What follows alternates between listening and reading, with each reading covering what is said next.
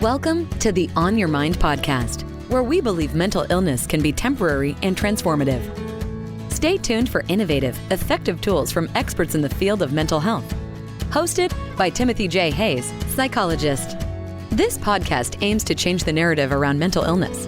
Move from a place of fear to a place of hope and solutions. Here on Your Mind.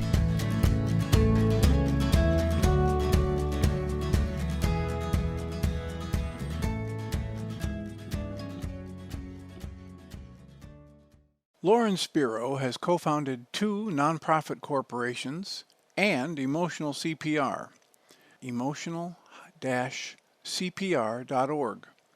This is a public health education program that teaches people how to support others through an emotional crisis.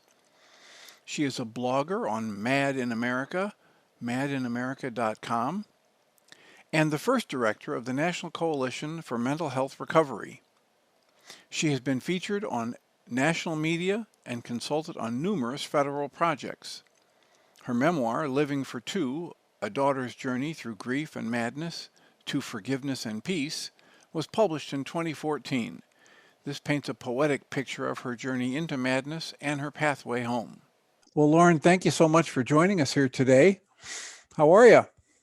Thank you for inviting me. I'm feeling really good. Excited to be here with you. Well, I have been looking forward to this for a while since we first talked about it. And I hope you'll be able to tell us a little bit about how you got into the work you do and what drives your passion for it. Oh, I'd love to. It's nice to every once in a while think back about how did I get into this work? So as a little person, I was born in Washington, D.C., grew up in the burbs right outside Washington in a very stable neighborhood. People didn't move out very often. And I was always very interested and intrigued by individual differences based on family differences. So, but I didn't have the word psychologist or social worker in my vocabulary when I was 7, 10. That came later. So when I was 14, my father was shot in the head in an act of street violence. I won't call it random, but unplanned, unexpected, shocking. And 16 days later, having never regained consciousness, he passed. And I mention it because a year and a half after that, when I was 16, I had a very sudden, happened one evening. I remember it. There were some things that built up to it, but all of a sudden one evening, I felt something out there that I had never felt before. And after 2.5 hours or so, it became God speaking directly to me. Prior to that, I hadn't even believed in God. Based on my life, the trauma I had been through, I thought, if there's a God, I'm not interested. Thank you very much. So I'm 16, there's hormones happening. There's, that major change from young adult to adult. I was kind of in there, which is a time when many people have their first experience with the mental health system. But God was talking to me, and I sensed a oneness with the universe that was a power to be reckoned with. It was more than I could navigate myself. And I was pretty smart and pretty tough. But this was it was like overflowing, right? So it was getting late. It was like 11 o'clock at night. For 3 hours, I walked around our neighborhood as this powerful force, this energy, this vibration increased. So I went home and mentioned to my mother something about, she had a new boyfriend that I had never met before. I think they were sitting in the den. And I said something about that I wanted to contact or get in touch with the president, with Nixon at the time, to be part of building stronger communities, something like that. Anyway, and then I went to bed, right? So then the next day, she took me directly to a psychiatrist who said, go direct, do not stop at home, to the local hospital that had a psych unit. So that began, what began as a exciting, like over the top exciting, a little confusing because I was trying to figure it out, experience to hell, if I can say that, just to this game that I had to play to get out of being locked up in seclusion, forcibly drugged, right? The psych drugs. I mean, it was a nightmare, basically. So I call it, I didn't, at the time it's called a nervous breakdown, right? But many years later, like decades later, I learned it was a spiritual emergency. So I was 16. I got out of the institution at 17 and I graduated college and went into the Peace Corps. And then I went to graduate school, got a master's in clinical community psychology. So the spiritual emergency reinforced my interest in individual differences and really, and my father's murder reinforced. When he was murdered, I knew there was a reason this was happening, but I didn't know what it was. It was beyond me. I knew that much. So all these influences helped me really develop compassion and working on forgiveness. I mean, the guy that killed him was 17. He was like, what, 2 years older than me, 2.5 years older than me. So someone about my age. So it's like wrapping my mind around how can someone learn that that's okay to do. Anyway, yeah, I'll take a breath. Always good to take a breath. So you got a master's. Yeah. So I went into the mental health field and I hid because when I got discharged from the mental institution, it was a secret that I was labeled, chronic schizophrenia, crazy. In the high school, I went back to a different public high school. So the counselor promised he would not reveal my secret. It was something that we didn't talk about. Nobody talked about.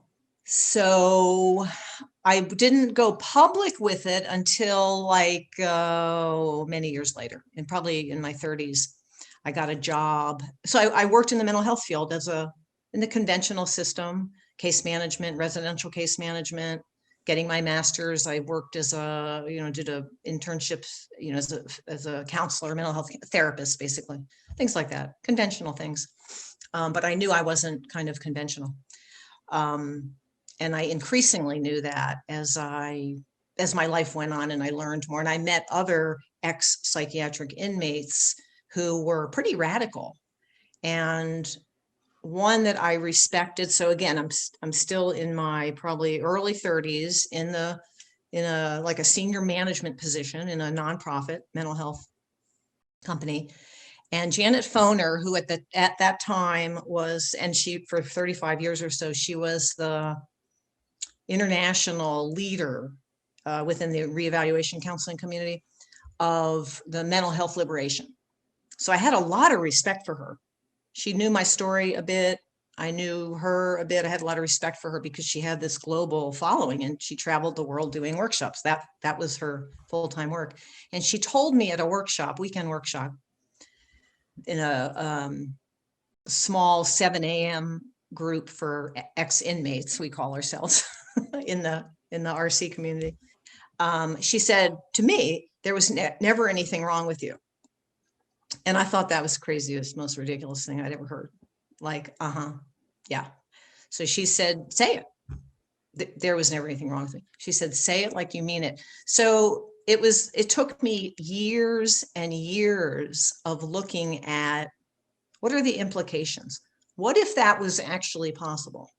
Because I had tried everything else that I knew of, right? I had been a therapist. I had been in therapy. I tried the psych drugs. I tried a lot of stuff, group therapy, but something was missing. Anyway, so after a few years of looking at and emotional release work, crying, shaking, it just brings up a lot of feelings to think about what if there was never anything wrong with me? I mean, economically, politically, socially, psychologically, people see you this way, but maybe it's an illusion. Maybe it's not real. Just trying that on. So after a few years, I came to know for me that it was true. And the implications are tremendous. So that was part of my journey. Then a few years later, I got a job, my first ever county job, Arlington County, so bordering on Washington, D.C., Arlington County, Virginia, as the first recovery advocate and educator. So then my job became in a county mental health and substance addiction services program. You can imagine, very conventional, good people. But in order to help them understand where I was coming from and to be transparent, I felt like I needed to be honest and stop living this lie, because I had this lie of omission, right? I mean, I never told people I worked with about that I had been diagnosed with chronic schizophrenia. I wouldn't get a CEO job. I mean, there's no way. So I came out publicly. So that was in my 30s. No, actually, it might have been in my 40s. I don't remember. In any case, it was a big step. It's a political step, but it was, I needed a certain amount of confidence. So then I could deal with, the oppression is, I don't know if that's the best word to use in terms of how people understand that, but the discrimination. I had to deal with the discrimination head on, but that was my job. Right. I was paid to do that. So it was a great job. And I loved it. I was like this with the CEO. That was the title for the person at the head of the system. Her brother had been killed by the system, actually. He had a mental health and an addiction problem and died, young. So she understood it in a way other people didn't. So that was very gratifying. And then from there, actually, I made a huge leap. And I spent at least 2 months deciding if I would even apply for this next job. I was asked to apply for it. And it felt 10 levels above where I was. So I did a lot of looking inside, shaking, crying. I was afraid. I was afraid of the job. I was afraid I couldn't do it. And it was the director basically of public policy for the National Coalition for Mental Health Recovery, which was just starting. So that was where I remember when Dan called and said, I want you to apply for it. And I'm not asking anyone else. I don't know if I've ever said that publicly. I said, it's good. It feels good to hear that. I've never heard anyone say, I believe in you. But what that has taught me in the moment is that I need to believe in me. And that was a huge, huge step up. And it took a lot of work for me, internal. It's the next step after accepting that there was never anything wrong with you. Oh my God. Well, it's 2020 hindsight, right? I mean, this is stumbling over myself to find myself, right? Which I guess we have to do. I had to do. So I did convince them to open the search up nationally. I said, you need to find the best person for the job, and that might not be me. So I remember one day I was doing co-counseling on the phone with this woman I hadn't co-counseled with about the job. And I said, I've been working on this, meaning just shaking and crying because I was so scared. It's like, me, seriously? I mean, you think I can do that? I don't know. I just don't know. It contradicted everything I had ever been taught for the actually almost 50 years of my life prior to that, because I was 50 when I started that job.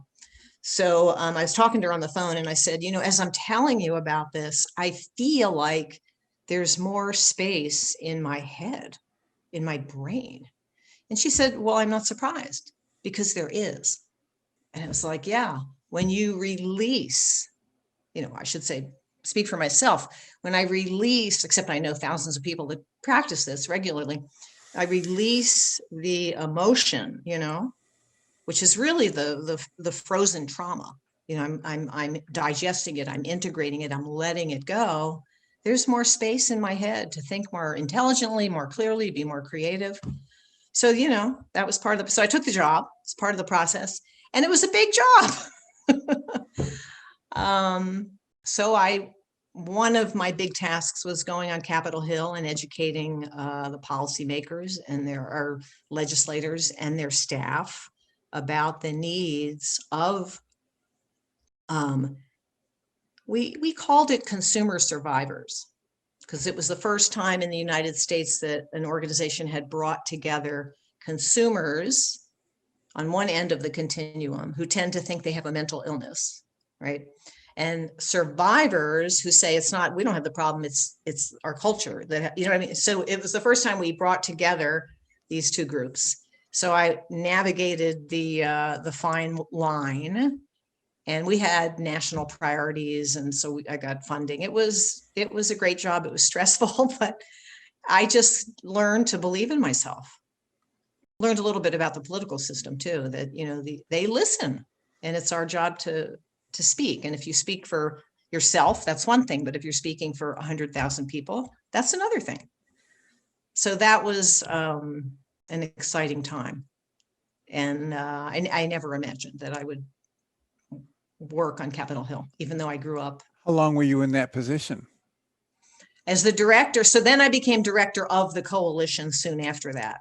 So that was 7 years.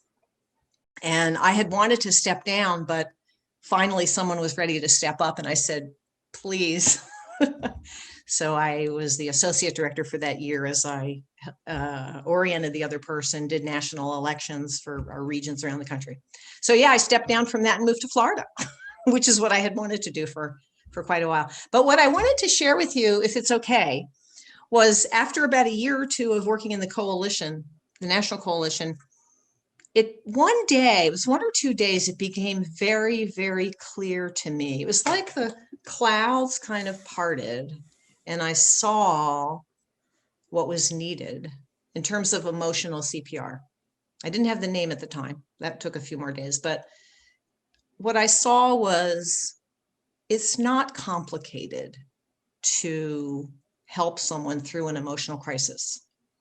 And having been on both sides of it, right? I had one side as a provider, another side as a user in the system. I had some ideas about how we could teach people how to help others, support others really through an emotional crisis or emotional distress. So we created, my co-founder and I created pretty quickly, because we both had the same vision at the same time. It was this beautiful synchronicity. So we created emotional CPR and piloted it for 2 years. So in 2010, we started doing a 2-day certification training. So I put all my best thinking into that. And I worked together with Dan Fisher, he's a consumer psychiatrist, to create something that was really, I think, useful. So we continued to spread that around the US and around the world. And a lot of it is about listening. So the CPR, so the C, so we ended up calling it emotional CPR. C is about connecting, which is mostly listening, deep listening. Because when I was, and I'll use myself as an example, you know, when I was in the seclusion room or locked up, I felt very disconnected, cut off from, my head was cut off from my body, wasn't connected to other people. So, but once I feel and went through life, you know, when I felt like someone was really listening to me, there was a mind there who was listening, which means validating me, respecting me. Then I began to feel and remember I had power. Like, oh yeah, I've been in tough straits before and I made it out, you know, so the power came back. And then once we feel and remember we have the power and agency, that we start to feel revitalized, that the life, you know, vita is life. So the energy, the chi, it starts to flow again. So in our training, the revitalization is about aligning your life so that it's more consistent with your dreams and your vision and values, whatever that means, changing a job, ending a relationship, whatever it means.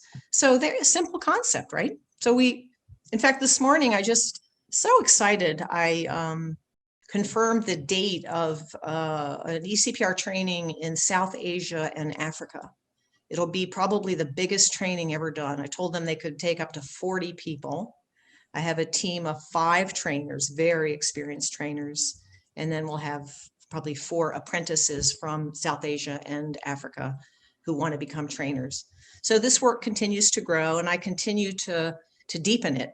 It's taught me a lot about listening to myself, listening to others. So I feel like I've been talking. I'm going to take a breath and let you make a comment or ask a question if you would like. I'm not sure I can add anything of value right now. So the thing that strikes me as you're saying this is that you are one of the many people who have been able to turn some of their deepest pain into some of their biggest blessings. And in that process, bless others as well. And it's just a thrill to be able to hear some of that, because it's one of the ways that people create meaning in their lives. It's certainly not the only way we create meaning, but for some people, it is one of the more productive things to do. Look at, I think the guy's name is Greg Moores, who used to do Heart Virtue. And he would say, take the thing that's the worst of the worst thing that's happened to you and start talking about it. And when you hit the one where you can't sit in your seat, you're about to burst with this anger. No one should have this. That's the one you want to pick on. And you want to create a life purpose based on helping others recover from that, or preventing others from having that happen in their life. So that's what I'm put to mind of, that you're giving us a living example of having done that. So how long ago did you start emotional CPR? So we piloted it for 2 years, did some workshops around the country. The R started with, CPR started with recovery, and people were like, recovery from what? So doing these workshops, we got the feedback that, revitalization. Revitalize, yeah. Yeah, would be a more fitting term. So in 2010, we began doing certification trainings in person. Now we do them mostly on Zoom, but some countries have opened up and we've been able to do in person again. How long is the training? What's the format and duration of a training? Well, it's 2 full days. So basically 16 hours. With breaks, it's like 14 hours. When they, let's see, I returned from India in mid-March last year. So in mid-March, we got a chunk of money from the federal government to put it on a Zoom platform. So since then, it's been on Zoom, and they put it in a 12-hour training. I tend to do 14 hours because it's easier to cut back than add hours. But yeah, so it's done usually over 3 or 4 sessions. It's up to the training team, how they want to divide it up. I think with law enforcement, it's in smaller, like 2-hour segments. So it varies. And then now we're doing it in high schools. So, it's flexible enough. There's so many segments, the C, the P, the R. And what we do that might be pretty unique is what we call real plays. So I think all of us, all of our trainers think that you can't really support someone through an emotional crisis unless you practice it. So in the trainings, everyone gets an opportunity at least once. They used to get a few opportunities to play the role. I'm hesitant to use that term, but to be the person in distress and be supported by another participant in the training. So we let them experience, because it's something that you need to feel in your body. To listen deeply, you need to really have to get out of your head and into your heart and into your body to feel what the other person is saying, to feel beyond the words, because most of the communication probably isn't even done with words. Okay? It's really feeling someone's presence. So I think I answered your question and then some. Yep. You asked how long it takes. And so this is available now in various formats, whether it's a live training or on Zoom, and it's going into high schools. It's also going into different countries. Many different countries. It's been translated in well over 6 languages. I don't remember all the languages being translated. It's being used in law enforcement. So, And veterinarians have scooped it up and are using it a lot. Apparently, they deal with a lot of pain. oh yeah. So yeah, who would guess? Veterinarians. Yeah. So yeah, sorry to interrupt you. I Well, get and so excited about it. it's wonderful. It sounds like a fabulous program. I'm excited to learn Good. more about it myself. I think, if I remember correctly, your work has taken another level, and now you're into trauma-informed leadership, and I'm anxious to hear you talk about that. How you got Yeah. into that? Oh gosh, life is very exciting, isn't it? It can be. It can be if we make it that way, right? Let's see. So just to close on emotional CPR, I want to say that it's on the website is it's emotional. It's either emotion. I think it's emotional-cpr.org. But if you just put emotional CPR, it'll come up. Anyway, so there's a lot of free resources on that. So thank you for asking me. Partly inspired by my training, developing and then training ECPR for 11 years now in a few different countries, mostly across the United States. In addition to trauma healing, which has been one of my favorite topics for at least 15 years, leadership has also been one of my favorite topics. So trauma-informed leadership is my newest favorite topic. And so what I want to say about that is I'm seeing and understanding leadership today as being about the integration of thinking well and sensing. So it's got to listen deeply. Americans we're so stuck in our heads, including myself. I have to learn to breathe, like you said, and go more deeply. It's more of an Eastern thing, right? It's not doing so much as being. So it does, like emotional CPR, it involves very deep listening and taking the time, creating space to listen, to feel, to have that dialogue or that exchange, not in a hurry. These things take time. So the basis, as I understand it, I'm a student of Thomas Hubel, Hubl. So my understanding from Thomas is the basis of this type of leadership is about, I feel you feeling me. Okay, that helps me get out of my head, right? So, and the other thing is that's interesting about this, and I think it's kind of on that leading edge, is to think of leadership as not so much as a role, but rather the thinking and the sensing that moves through us or moves through me. So if I'm a CEO, I don't get caught up in the role. Like if someone asks me something to make a decision or, and I don't know, if I'm stuck in the role, I feel like I should know. But if I'm allowing presence and sensing and movement to flow, then I know that I just need to contact the right person and ask the right question, and that the next elegant step or solution will appear. So it's really letting the future emerge through us. And it's a cooperative leadership approach. So I really love that. And so that involves making space.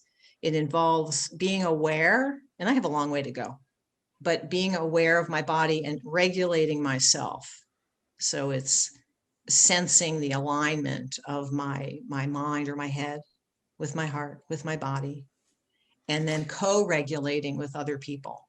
So if someone's really up there, we do this in emotional CPR, right? If someone's very hyper and up there, or if someone's really down and depressed or sad, it's being able to either slow someone down. We don't slow someone down, but we invite that, that kind of co-regulation, that slowing down to meet me where I am. Or if someone's very withdrawn or sad, to kind of lift their energy again, because of the dynamics of this relationship in this space, where you feel that respect and that validation and that caring. So it's really a very different model of trauma-informed leadership. Well, now, Go so ahead. far, as I'm listening, I absolutely have an idea of informed leadership, and I'm missing, in my mind, the connection of the trauma-informed leadership. So, Excellent question. Yeah. So where it gets difficult as we're leading, whatever the role is, and I run into these difficulties, where I get triggered or re-stimulated, whatever you want to call it, where there's like, I kind of stop listening because it's like, what? That's where the trauma is often. in me. Because what is trauma? Okay, trauma is when there's been an overwhelm. We can't process it all. We just can't digest it. So it gets frozen. It gets stuck and it gets fragmented. Okay. It's not integrated. It's not digested and integrated into my identity. I don't fully understand it. It's kind of on the side here. And it comes up and bites us in the butt sometimes. And that is where I recognize if I'm being re-stimulated or triggered, that's a part, there's some trauma there, an old hurt or humiliation, whatever your words are, we have different words that I get to work on. It's the invitation to say, thank you for the reminder. I'll work on that later because right now I'm, in a meeting and I need to do my thing. But yeah, so the trauma-informed leadership piece is recognizing it. I mean, that's the first big step, right? It's like, oh, okay, I think I know what she's talking about. And then working on it, on digesting it, making the time and the space. I might be having a conversation with a loved one, a friend saying, help me out here. I mean, you've seen my anger and I'm trying to figure out what's underneath it. Fear. Yeah, or maybe often fear is under rage. So maybe I have to work on the rage and then get to the fear and then fear of what? And then it's old. So working on digesting it and integrating it. So I'm no longer hooked, right? And when the person says that, that's how I measure one way I measure my liberation is I don't get as hooked. So if someone says something and I'm not as hooked, I'm hooked, but not as hooked. It's like, okay, because for me, it's taking years. It's taken years. I want my complete liberation. What will that look like? Will I feel like the Dalai Lama? I mean, I don't know. Can I just tell you, this morning I met with somebody and she told me a story. I said, I might share that in this interview I'm doing later today. It's very short. Please. She lives in Johannesburg, South Africa, and the Dalai Lama was coming to speak to their organization, their group. It was about 200 people were in the room. And she said, when he was a kilometer away, I mean, she was busy, right? And he was about a kilometer away. So he was on his way there. All of a sudden, she just felt really calm. She just felt this peacefulness. And he arrives and he talks for, I'm not sure how long. And then it's like, there's the hush in the room, like everybody's feeling this incredible, I don't know what she called it, but it was like this quiet peacefulness. And she said he didn't even speak whatever language, he spoke through a translator. And then he left. And she said 10, 20 minutes after he left, then that energy that he brought with him dissipated. But it was just so remarkable that, and I believe it, it's like some people they are at this level of bliss. I'm sure there's many words for it. Or connection. Deep connection with the earth. It's kind of like when I was having my spiritual emergency, it's like this deep connection, except they're like very, there's a reason we have the C and the CPR. Yeah. But, connection. Exactly. Deeper So, and deeper levels. oh my God. So it was pretty amazing. I remember I went to hear Kofi Annan, the former Secretary General of the United Nations. Was doing his book tour, and he was in DC, about 900 people, sold out. But the charisma of this man who was on the front lines of so many wars and disasters around the world, and he helped to, kind of still the fire, and just a tremendous amount of charisma and peace.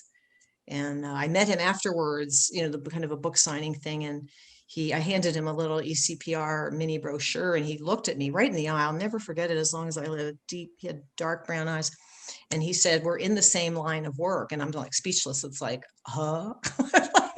He said, "We're peacemakers." And I said, "Yeah." So that got me thinking a lot about emotional CPR as a tool and process of peacemaking, which it is. Thank you, Kofi. Yeah, wonderful. Wonderful. So, are there practices or tools or specifics that you use for the trauma resolution in your trauma-informed leadership once you recognize that, hey, this part of me is off to the side and it got activated and it's kind of pulling me off center, off to the side, and I realize when I'm supposed to be connecting with you and listening deeply, I just got sidelined. So now maybe I just make a footnote about it here and I go on and finish the interaction with you. But then do you have a set of tools or processes or skills that you teach for moving through that trauma in your trauma-informed leadership? Yeah, thank you so much for asking. So two things. So one is back to emotional CPR. Emotional CPR is trauma informed. So when people do the real plays, and everyone does them, and the trainers demonstrate, right? And then we take a pause and we share what resonated with us. Like Lauren, the way Lauren looked at the person in distress. Good eye contact. She had her eyes at the same level.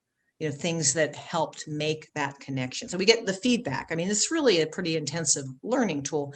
But people, when they're doing the real play, they're invited to bring up a trauma, an unresolved trauma in their lives, and they do. And there's often tears. We create a safe space so people take risks to show themselves in ways that they might not do, in other settings. So it's very much the trauma healing goes on during the real play, but it goes on for the whole group. So by the end of the training, or the last half of it or quarter of it, there's a different level of feeling and trust and safety in the entire group. And that happens like all the time, right, in the trainings. So my new learning, because I'm a student of Thomas Hubel, my new learning, I will bring more of that into emotional CPR. But some of the resources that we have are, one is creating space. Okay. So we need to make it enough of a priority that we create some space to feel this, to look at it, to feel another person, feeling me, to practice this deep listening so we can get into the body, so we can digest the trauma. So it's the space, it's learning how to regulate, learning how to notice when my mind is going 50 miles an hour, my heart's pretty calm, and my body has an ache here and there. It's like, okay, so I'm not so regulated. And there's no judgment here. It's just noticing. But the more I practice noticing, the more I get aligned. I get regulated. Okay. That there's my mind calms down. The people I'm with, we all, because I do this in a group every week. Actually, I started a group. We all calm down, hearts open. It's amazing. So it's that regulating, and then learning how to co-regulate with someone else. Like I mentioned before, if somebody's really, angry, anxious, whatever it is, to give them some good attention. We might do this at work. We might do it with a friend. We might do it with the homeless person under the bridge or on the bus. You know what I mean? You can do it anywhere, do it with your friends. But that deep listening is transformative, because we don't often do that in our culture, right? We're busy thinking about, in 1 minute or 5 minutes or next week or tomorrow. And because we're so focused on productivity, and that's another symptom really of trauma is how fast we move. That's a trauma symptom. I like that language too. It's like helping people recognize the trauma symptoms. So the frozenness is a trauma. When we go numb or feel frozen or stuck, another symptom of trauma that hasn't healed. Inability to accept help or ask for it. Yeah. So we create space, the regulation, the co-regulation, and there was another one I'm forgetting about. Let's see. Well, I don't know if the movement would be some of it. Kind of is a package. So this is my learning edge. I'm really learning about this and practicing. So we learn and practice it at the same time. Well, not the same time, but it's part of the classes. And I'm telling you, my world looks and feels very different. I do a lot of yoga, and that helps me feel my body, because most of my life I felt pretty numb. I'm extraordinarily healthy, so I haven't needed to focus on my body. But yeah, and as I eat a more plant-based diet, I can that's helped me feel my body more. But I have a long way to go. Breathing, feeling deeply, and lots of yoga. Just So if you think about it, since we're running out of time here, if you think about it, is there an aspect of either your story or the work you're doing or emotional CPR or trauma-informed leadership that we haven't even asked you about yet that you want to make sure you get in here? I know that you wrote a book, and that was something I wanted to make sure we mentioned, that Living for Two, is that the title of the book? I did write a book, and it was published. I wrote it in my 47th year. My father died in his 47th year, but it was in editing for 10 years. So it's Living for Two, a daughter's journey through grief and madness to forgiveness and peace. So it's my memoir. It's a love story.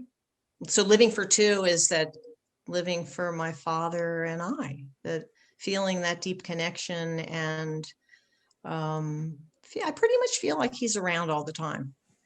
When I tune into it, I can feel it more.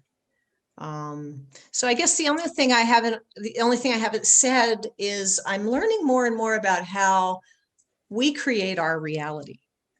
So I'm part of the deep listening is letting the future emerge through us, through a group, whatever the group is, corporation, social group. And that is a beautiful thing. Absolutely. Well, it's a delight for me personally to find out about emotional CPR, and I look forward to following your work as you express and expand this trauma-informed leadership. I'm so grateful that you're willing to share with the Journey's Dream community your story, and it's going to fit so well with so many other interviews we've done this year, where people who have been through their own mental health challenges and come out with really realizing a transformation in their lives. And so thank you so much for sharing your story. And when you get your book written about trauma-informed leadership, we'll have you back, or if you're halfway through. I think one book was enough, but thank you so much, Dr. Tim. It's been a real pleasure to be with you, and it's an honor, and I look forward to our next contact. Thank you so much. Lauren Spiro has co-founded 2 nonprofit corporations and Emotional CPR, emotional-cpr.org. This is a public health education program that teaches people how to support others through an emotional crisis. She is a blogger on Mad in America, madinamerica.com, and the first director of the National Coalition for Mental Health Recovery. She has been featured on national media and consulted on numerous federal projects. Her memoir, Living for Two, A Daughter's Journey Through Grief and Madness to Forgiveness and Peace, was published in 2014. This paints a poetic picture of her journey into madness and her pathway home.